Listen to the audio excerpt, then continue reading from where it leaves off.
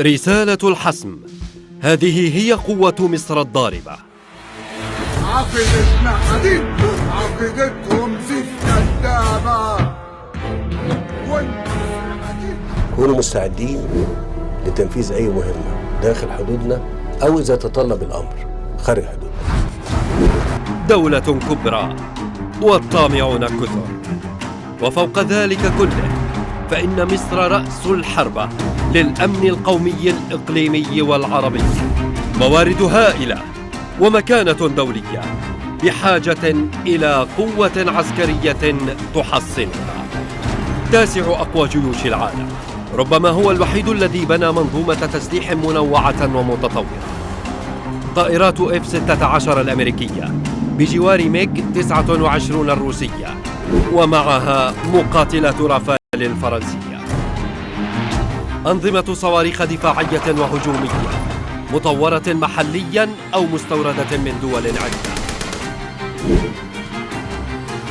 أكثر من 1130 طائرة حربية هجومية ودفاعية وللنقل العسكري.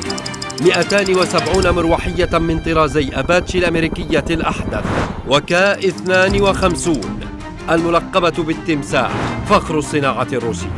83 من المطارات العسكرية في الخدمة، وذخيرة فائقة التطور.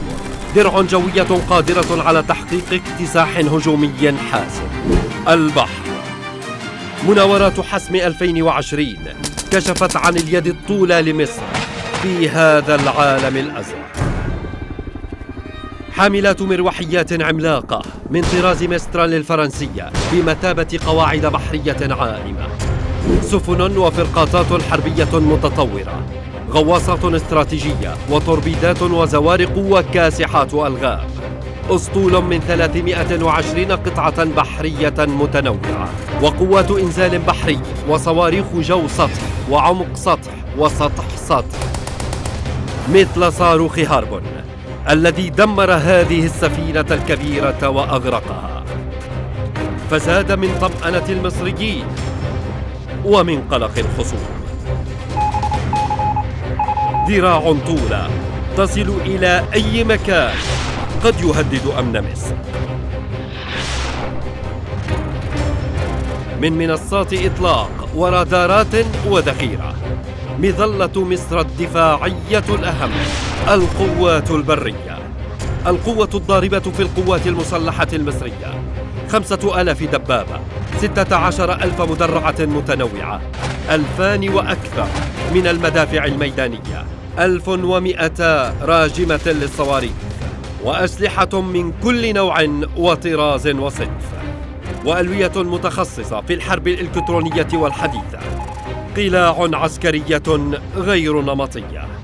هكذا وصف العسكريون في العالم القواعد المصرية. البرنيس 3 قواعد في واحدة، جوية وبحرية وبرية.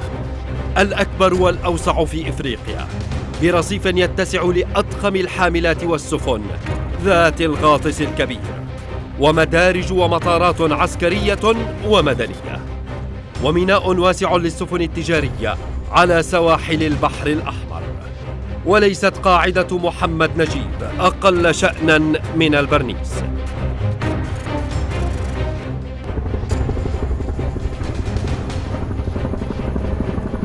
كل ما مضى لا أهمية له لولا أن في مصر 500,000 جندي عامل، وعشرات آلاف الضباط والخبرات العسكرية، إضافة إلى قوة بشرية تقدر ب35 مليون مصري مؤهل للخدمة العسكرية، تجعل من مصر قوة